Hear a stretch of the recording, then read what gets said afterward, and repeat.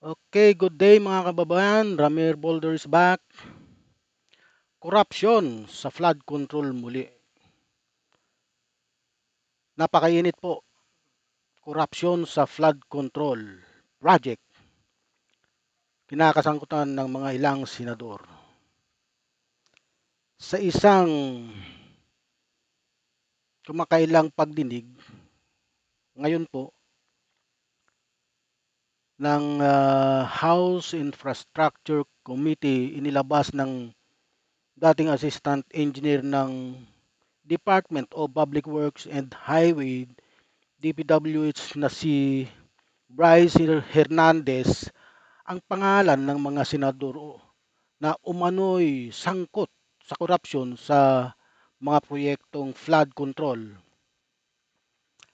Ayon kay Hernandez, sina Senador Jinggoy Estrada at Senador Joel Villanueva ang mga recipient ng kickbacks mula sa mga proyekto ng flood control sa Bulacan.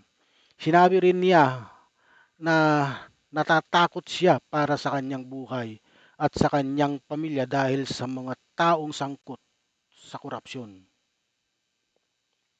Ang mga detalye ng korupsyon na ito ay 355 million sa mga proyekto sa Bulacan. Sinabi ni Hernandez na nagbaba si Senador Jinggoy Estrada ng 355 million sa mga proyekto ng flood control sa Bulacan noong 2025. Kickback mula sa mga kontratista, inilabas ni Hernandez na siya ay may kaalaman sa mga kickback na natatanggap ng mga senador mula sa mga kontratista ng mga flood control project. Reaksyon ng mga sangkot, Tito Soto at ang Senado. Hindi pa nagkomento si Senador Tito Soto hinggil sa mga alikasyong laban kay Senador Jinggoy Estrada at Senador Joel Villanueva. Senador Jinggoy Estrada, hiniling ni Estrada kay Hernandez na magpakita ng katotohanan sa pamamagitan ng lie detector test. Hamon, hamon po yan ni Jinggoy Estrada kay Bryce Hernandez.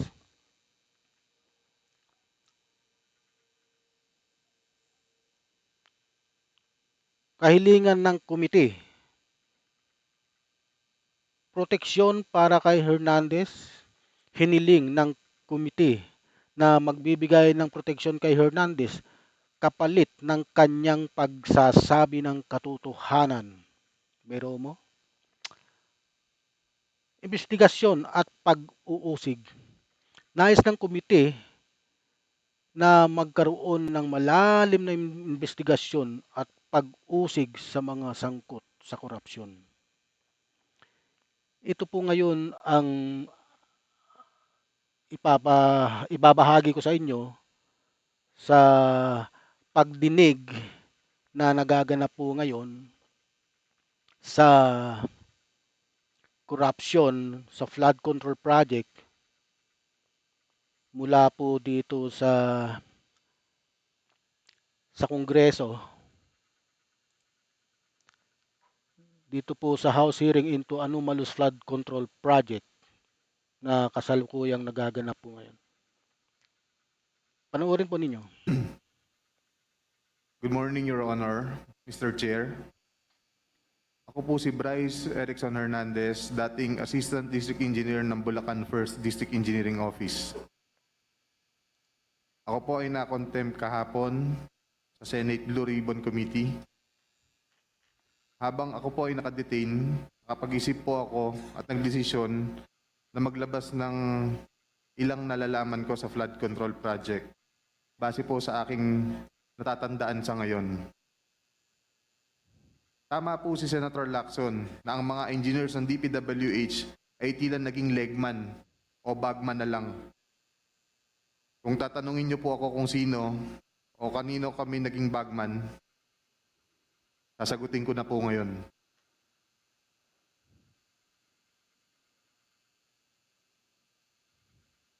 sabi ni Senator Marcoleta kahapon, ligtas ka na. Hindi po ito totoo.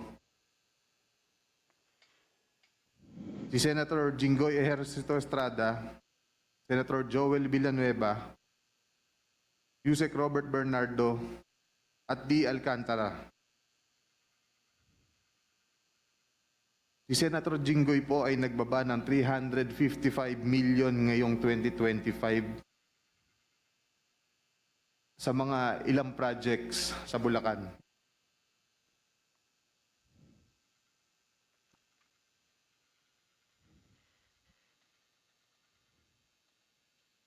At ang sabi po ng boss ko dito ay 30% ang commitment dito. Ang mga projects po na to ay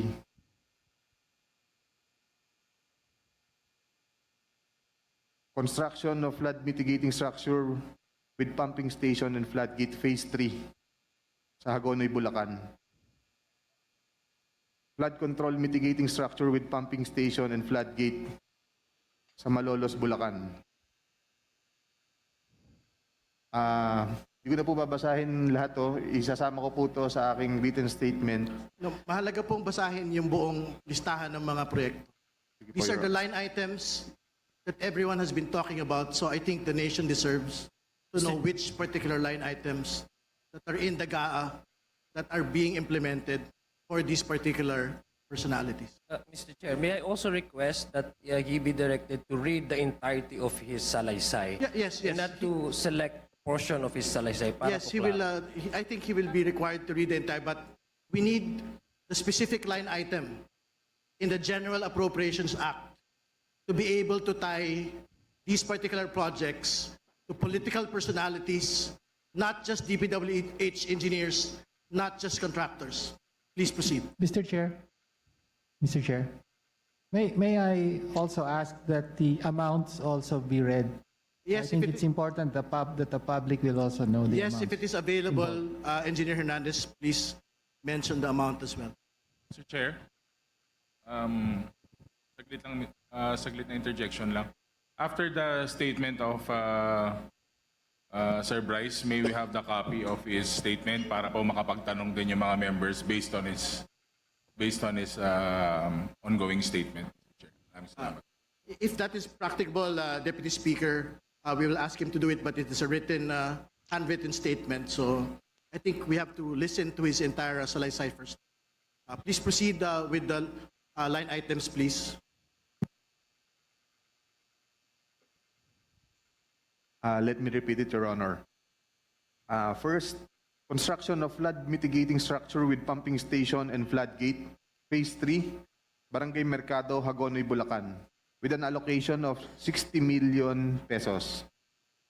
Number 2, construction of flood mitigating structure with pumping station and floodgate at Mambog Creek, phase 3, Malolo City, Bulacan, with an amount of 45 million pesos. Construction of flood mitigating structure with pumping station and floodgate, phase 3, Barangay Iba, Hagonoy, Bulacan, amounting to 60 million pesos. Construction of flood mitigating structure with pumping station at Calero Creek, phase 3, Malolo City, Bulacan, with an amount of 50 million pesos.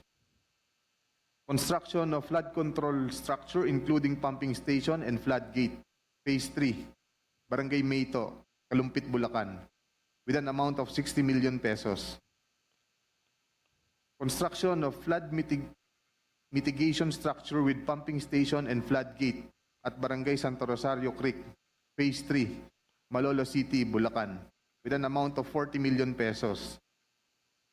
And last, construction of flood mitigation structure including pumping station and floodgate phase 3, Barangay Carillo, Hagonoy, Bulacan, with an amount of 40 million pesos.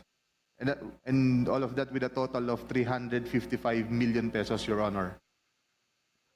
This is supposedly the allocation of which political personality? Senator Jinggoy Ejercito Estrada po, Your Honor. Thank you for the clarification. You can proceed with reading the handwritten statement. Mr. Chair, may I continue? Let him finish the handwritten statement. Tapos lang po yung handwritten statement ng pagbasa.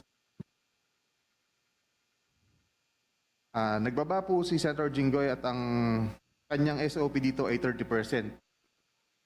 As per our District Engineer Henry Alcantara. Dineliver ito nung lumabas ang mga item na to sa GAA. Mga driver namin sa DPWH Bulacan First ang nag-deliver sa kausap nila. Si Christian Santiago at saka si Andre Balatbat. Galing din ito sa utos ni D. Alcantara. Noong 2023 naman, naglabas ng 600 million si Senator Joel Villanueva at ang SOP nito ay 30% din. If I'm not mistaken, sorry. Pwede kong sabihin ko po kung anong mga projects to, mga line item din.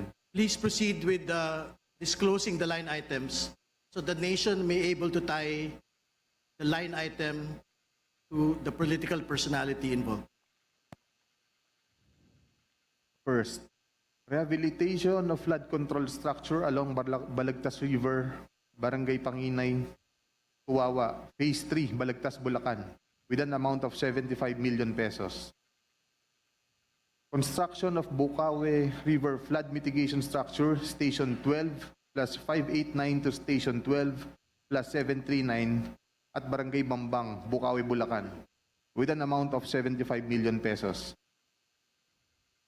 Construction of Bukawe River Flood Mitigation Structure at Station 4 plus 204 to Station 4 plus 354 at Barangay Turo, Bukawe, Bulacan with an amount of 75 million pesos.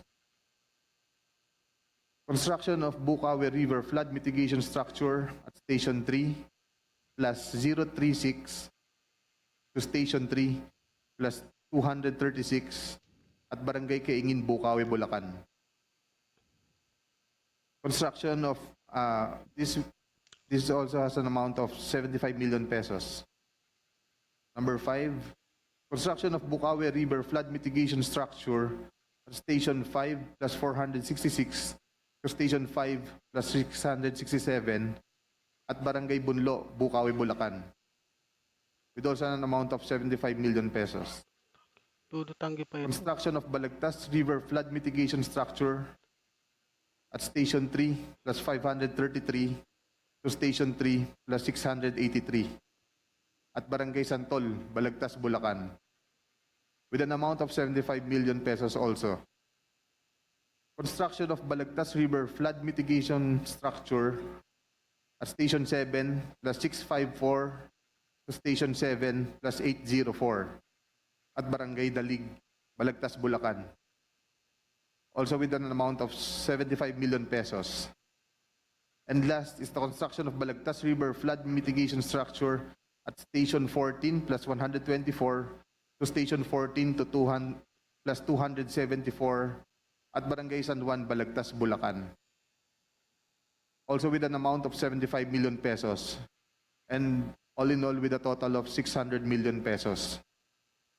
Can you state again for the record the total amount and that this is the projects for which particular political personality? 600 million pesos last 2023 from Senator Joel Villanueva.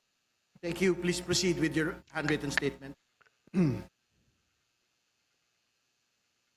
At ang SOP nito ay 30% din. Binigay din ito nung lumabas sa GAA at i-deliver sa bahay niya sa Bukawe ni D. Alcantara at dating hepe ng aming construction si Engineer JP Mendoza. Si D. Alcantara namin ang masasabing chief implementor. Siya po ang kumakausap sa lahat ng politiko na involved dito. At least 3% po siya sa lahat ng projects na dumadaan sa opisina namin. At pinapasabi pa nga sa amin sa mga kontraktor na kung gusto nyong magkaroon ng maraming projects sa susunod, ay magbigay kayo ng additional na 2% sa kanya. Parang finder's fee daw. Si DE Henry Alcantara po ang usually nagde-deliver sa mga politiko at kay Yusek Robert Bernardo po. Pasensya na po, ito pa lang po ang aking mga masasabi sa ngayon. Mabigyan lang po ako ng sapat na oras pagkakataon na makausap ang aking mga abogado. Handa na po akong maglabas ng lahat ng nalalaman ko pa. Maraming salamat po.